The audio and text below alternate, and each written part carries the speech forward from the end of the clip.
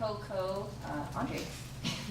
All right. So this year we went outside our comfort zone with our storytelling. How will you continue to do that and engage the audience when it comes to FCN?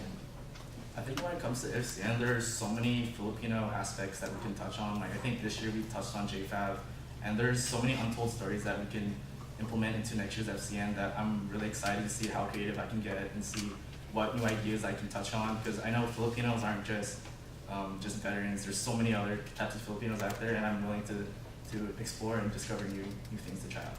Okay, and second question. How will you integrate various cultural lessons throughout the year?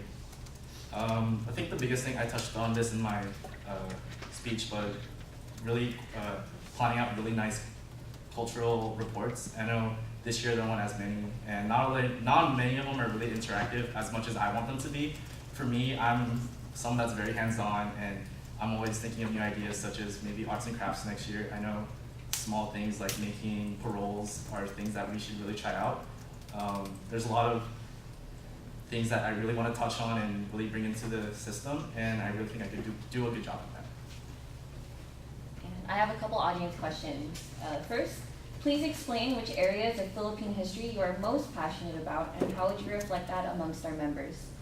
I think the most important aspect of Filipino history is mostly all of it. More specifically, recently, like the 2000s, 1900s, I'm always interested in talking to my relatives, asking them, hey, like, what did you do back in your day? Like, I know you guys did some things differently. Like, I talked to my grandpa a lot. He was a veteran. He told me, hey, this is like my experience. You have it so much better there. My life is tough, and those are things I always take for like lessons in my life, and I always put it, and as I always put it as a reflection as what I want to become one day, and just I'm not really biased as to like what certain Filipino like era I would like to focus on, because I just love Filipino cultures. Okay, and the second question, sorry.